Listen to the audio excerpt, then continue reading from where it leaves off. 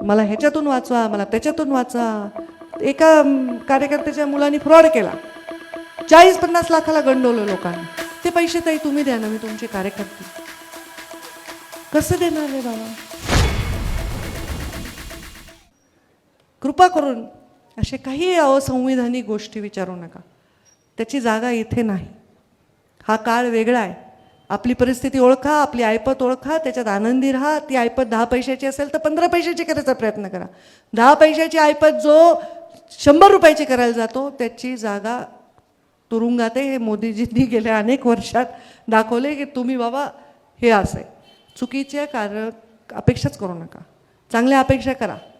तुम्ही मला म्हणले ना, ताई मला कॅन्सर झाला आहे, मला काही झालं आहे, मी देईन, माझं मोडून देईन घरचं, पण मला ह्याच्यातून वाचवा, मला त्याच्यातून वाचवा.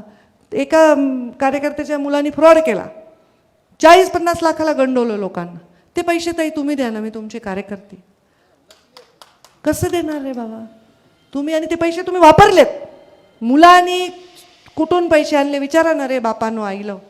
नवरा कुठून पैसे आणतोय विचारा ना बायकांनो. तुम्हाला गंठन केलं, तुम्हाला साडी केली, तुमच्या घरावर 4 मजले चढले, पुन्हा मग कारवाई झाली, केस झाली, अटक झाली, मग काय करायचं? बरोबर आहे का? कधीतरी विचारा ना, घरात कुठून पैसा यायलाय. 10 रुपयाचे 100 रुपये करा, पण काम करा. आणि ते काम करायला मी तुमच्या पाठीशी उभी आहे. तुम्हाला 10 लाखाचं पत्र दिले ना, लाख रुपये कमवा, पण 10 लाखाचं पत्र दिले 10 लोक गायब करू नका, प्लीज करू नका. मस्त 10 नाही, मी आधी म्हणायचे, मी जेव्हा आधी लोकांना म्हणलं मी 1 कोटीचं काम देते ना एखाद्या कार्यकर्त्याला, त्याला 5 लाखाचं मिळत नव्हतं ना, मग त्याला फंड त्याला मिळायलाच ना प्रॉफिट. तर करू नका, चांगलं काम करा. काही आहे बघा, आता लोक बदमाश पण असतात राजकारणात, चांगले पण असतात. काही लोक आपल्याला सोडून गेलेत, काही लोक आपल्याला वापरून निवडून येऊन दुसऱ्याशी संधान करून गडबड करायलेत. करू द्या त्यांना, काय करायचं ते. माझ्या विरुद्ध कारस्थान केलेला कोणताही माणूस आज जागवा कुठे दाखवा, कारण माझ्या हृदयामध्ये पाप नाही, देवाचा साक्षात आशीर्वाद. आता 400 मतांनी पडले माधव तात्या, किती मतांनी पडले? तो 600 मतांनी पडले, म्हणजे अजून 400-500 मताचाच विषय होता ना. म्हणजे हे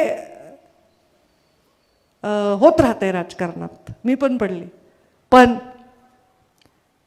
ज्यांनी हे केलं ते पुन्हा नकाशावरून गायब होतं, ते लक्षात ठेवा.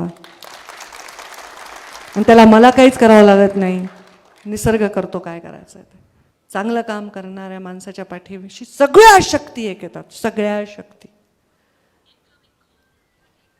त्यामुळे तुम्ही माझी शक्ती आहात. खूप गंभीर भाषण मी केलं असेल, पण तुम्ही गंभीर ऐकायलात, अजिबात हलनात डुलनात काही करनात. मग तुम्ही झोपला असताल तर उठा, आणि जागे असताल तर टाळ्या वाजवा, आणि मला रजा द्या. धन्यवाद.